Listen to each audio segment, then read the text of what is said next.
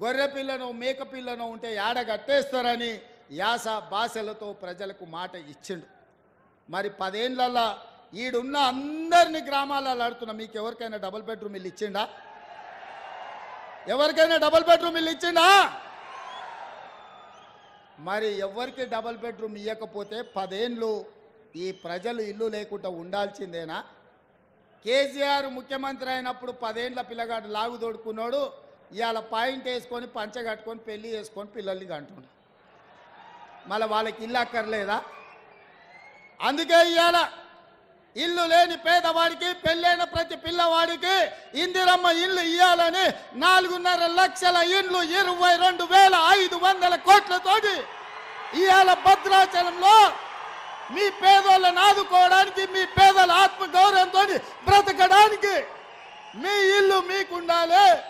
మీ ఇంటి ముందల మీరు కూర్చేసుకొని కాళ్ళ మీద కాలేసుకొని కూర్చోవాలి అని ఇవాళ ఇందిరమ్మ ఇండ్ల పథకాన్ని ఇవాళ మీ ప్రాంతంలో ఖమ్మం జిల్లాలో ప్రారంభించిన మిత్రులారా, ఇవాళ మేం మంచి చేస్తుంటే చూడబుద్ధి కాక చూసి ఓర్వలేక రోజు శాపనార్థాలు పెడుతున్నారు. తండ్రి కొడుకులు, మామ అల్లుడు, అయ్యా బిడ్డ అందరూ.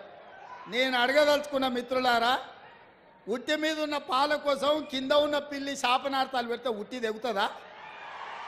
ఉట్టి తెగుతుందా? ఇవాళ వాళ్ళు నీతులు చెప్తారు మీరు ఇచ్చిన హామీలు అమలు చేయండి అని. మరి మీరు ఇచ్చిన హామీలు 10 ఏళ్ళు అయింది. సిగ్గులేనోడా కేటీఆర్ ఎన్నడన్నా ఆలోచన చేసినవా? నీ అయ్యాన్ని అడిగినవా ఎప్పుడన్నా ఇంటికి వెళ్ళి? ఇవాళ 90 రోజుల్లోనే ఇందిరమ్మ రాజ్యంలో 1,00,000 కోట్లాది ఆడబిడ్డలు బస్సుల్లో ఉచితంగా ప్రయాణం చేస్తున్నారు. పేదలకు రాజీవ్ ఆరోగ్యశ్రీ పథకం అమలు అవుతుంది. పేదలకు ఇవాళ 500 రూపాయలకే ఆడబిడ్డలకు సిలిండర్ అందిస్తున్నాం. పేదలకు ఇవాళ 200 యూనిట్లు ఉచితంగా ఇంటి విద్యుత్ ఇస్తున్నాం. ఇవాళ పేదలకు 5 లక్షల రూపాయలతోటి ఇందిరమ్మ ఇల్లు కట్టుకోనికే కాంగ్రెస్ పార్టీ పనిచేసింది. ఇదే కాదు, 90 రోజుల్లో 30,000 ఉద్యోగాలు నిరుద్యోగ యువకులకు అందించి ఉద్యోగాలు లేక ఉపాధి రాక దిల్సుఖ్ నగర్లను, అశోక్ నగర్లను, అమీర్పేట్లను, కుక్కట్పల్లిలను వివిధ చౌరస్తాలలో తల్లిదండ్రులకు ఊరుకొచ్చి ముఖం చూపించుకోలేక రూపాయి కూడబెట్టి ఉపాధి హామీ కూలీ పైసలు పెట్టి తల్లిదండ్రులు పిల్లల్ని పట్నం పంపి చదివిస్తే కొలువులు రాక పరీక్షలు పెట్టక పెట్టిన పరీక్షల ప్రశ్నపత్రాలు జిరాక్స్ సెంటర్లలో పల్లి బఠానీలలో అమ్ముతుంటే ఆ దుఃఖంతో పిల్లలు ఆత్మహత్యలు చేసుకుంటే ఈ గాడిద కొడుకులు ఒక్క రోజైనా చచ్చిపోయిన వాళ్ళని పలకరించిందా అని నేను అడుగుతున్నా. సిగ్గు కాకుండా హరీష్ రావు మాట్లాడుతుండు. నేను మొన్న కూడా ఇవాళ కూడా చెప్తున్నా, దూలం లెక్క పెరిగింది కానీ దూడకున్న బుద్ధి కూడా లేదయా. ఇవాళ బామాడుతున్నాడు. ఇక ఆయన చాలా మాట్లాడుతుడు. ఆ పేడమూతి బోడలింగానికి నేను చెప్పదలుచుకున్నా, అరే సన్నాసి, మీ ఇద్దరిని బిల్లారంగా అన్నాం. బీఆర్ఎస్ అంటేనే బిల్లారంగా సమితిరా, దొంగలరా, తోడు దొంగలరా మీరంతా.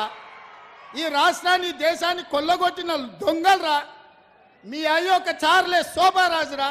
ఈ రాష్ట్రాన్ని దేశాన్ని అంతర్జాతీయ స్థాయిలో పరువు తీసి కాళేశ్వరాన్ని కూలగొట్టి మేడిగడ్డ మేడిపండై అన్నారం ఇవాళ పగిలిపోయి సుందిళ్ళ సంకనాకడానికి పోయిందిరా మీ పాపాల పన్నెమే.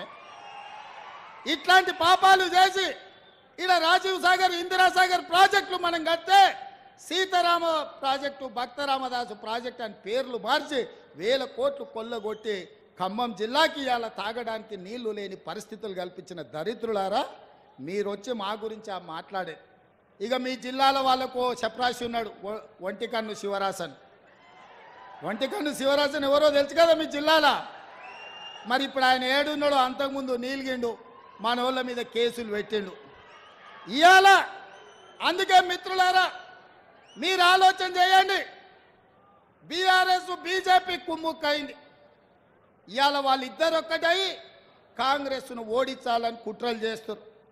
బీజేపీ వాళ్ళు 9 సీట్లు ప్రకటించారు. బీఆర్ఎస్ వాళ్ళు ఆ సీట్లలో అభ్యర్థులను ఎవరిని ప్రకటిస్తలేరు. ఎందుకంటే వాళ్ళు పోయి ప్రచారం చేసుకోవాలి. బీఆర్ఎస్ వాడు కూడా 4 సీట్లు ప్రకటించాడు. ఆడ కూడా బీజేపీ వాడు టికెట్లు ప్రకటిస్తలేడు. వీళ్ళ అవగాహన ఎట్లుందో చూడండి. ఎందుక నామనాగేశ్వరరావుకి టికెట్ ఇవ్వవా? ఖమ్మం జిల్లాలో ఎందుకు ప్రకటించలేదు? ఎందుకు ప్రకటించలే? నీ పార్టీ దిక్కు లేదా? ఈ పక్కలే మహబూబాబాదుల మాలోతు కవిత గారు మీ సిట్టింగ్ ఎంపీ కదా, ఆమె టికెట్ ఇవ్వవా? ఆమెను ఎందుకు ప్రకటించలే? హరీష్ రావు అదే విధంగా కేసీఆర్ ఉన్న మెదక్ జిల్లాలో మీకు అభ్యర్థి దొరకలేదా? సంఖ్య నాకుతుండ్రా మెదక్ జిల్లా పార్లమెంట్ అభ్యర్థిని ఎందుకు మీరు ప్రకటించలే? నిజామాబాద్లో నీ బిడ్డనే పోటీ చేసింది కదా పోయినసారి. ఈసారి నీ బిడ్డకు నిజామాబాద్లో టికెట్ ఇయ్యవా? మళ్ళీ అక్కడి జనాలు బండకేసి కొడతారని నీకు అనుమానం వచ్చిందా? ఆలుగడ్డ శ్రీనివాస్ యాదవ్ మొన్నటి వరకు నీకు మంత్రే ఉండే కదా, సికింద్రాబాద్ మళ్ళీ ఎందుకు ఆయన కొడుకు ఆయనకు టికెట్ ఇయ్యలేదు ఎందుకని నేను అడుగుతున్నా.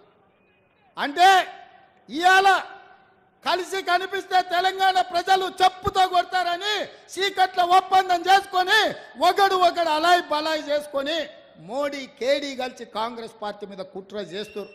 ఎందుకంటే తెలంగాణలో ఇవాళ ఇందిరమ్మ రాజ్యంలో అభయహస్తం పథకాలు అమలు చేస్తుంటే 14 సీట్లు స్పష్టంగా కాంగ్రెస్ గెలుస్తుంది. తెలంగాణ గడ్డ మీద కాంగ్రెస్ జెండా ఎగురుతుందని గుర్తించింది కాబట్టే ఇవాళ ఇద్దరు కలిసి కుట్ర చేస్తున్నారు. రోజుకోసారి డాక్టర్ లక్ష్మణ్ అంటున్నాడు ఎన్నికలు అయిన తర్వాత ఈ ప్రభుత్వం ఉండదని. నేను అడగదలుచుకున్న డాక్టర్ లక్ష్మణ్, అయ్యా నీ దగ్గర ఉన్నది 8తో ప్రభుత్వాన్ని ఎట్లా ఏర్పాటు చేస్తావు చెప్పని నేను అడుగుతున్నా. అంటే బీఆర్ఎస్ బీజేపీ ఒక్కటై కుమ్ముకై కుట్ర చేసి ఈ ప్రభుత్వాన్ని పడగొట్టాలన్న ఆలోచన చేస్తున్నారు. అందుకే బీఆర్ఎస్ ఎమ్మెల్యేలు చాలా మంది అన్న ఇందిరమ్మ రాజ్యం ఉండాలి, ఇన్నేళ్ళు మేము ఆ పార్టీలు ఉన్నా ఒక్కరోజు కూడా ముఖ్యమంత్రి మా గల్వలే, మా మాట వినలే, ఆయన ఎట్లుంటాడో మేము చూడలేదు. కానీ మీ ప్రభుత్వం వచ్చిన తర్వాత మీ మంత్రులు సచివాలయంలో ఉండరు, మీరు ఇంటికి వచ్చినా కలుస్తున్నారు, సచివాలయంలో కలుస్తున్నారు, పేదల్ని కలుస్తున్నారు, కార్యకర్తల్ని కలుస్తున్నారు, ఆడబిడ్డల్ని కలుస్తున్నారు, అధికారులను కలుస్తున్నారు, సమీక్షలు చేస్తున్నారు, అభివృద్ధి చేస్తున్నారు. 5 ఏళ్ళు మీ ప్రభుత్వాన్ని కాపాడే బాధ్యత మాది అని బీఆర్ఎస్ ఎమ్మెల్యేలు వచ్చి అందరు నాకు కలిసి చెప్పిపోతున్నారు.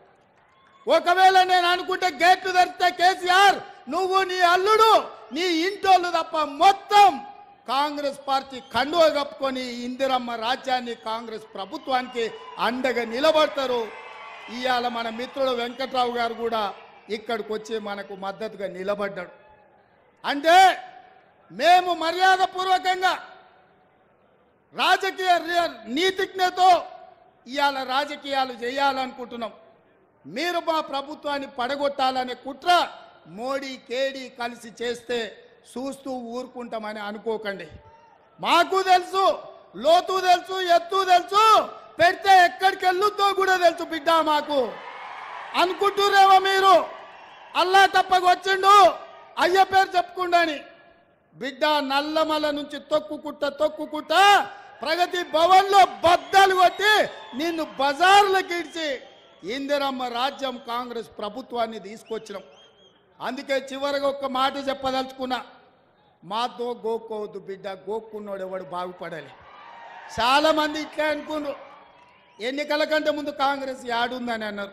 ఇవాళ సన్నాసులకు చెప్తున్న మనుగూరు వచ్చి చూడు కాంగ్రెస్ ఏడుందో చెప్తారు. ఈ వేదిక మీద చూడుని, గా కింద మా కార్యకర్తల్ని చూడుని. మా కార్యకర్తల సప్పులకు మీ గుండెలు పగిలి సావాలి బిడ్డ.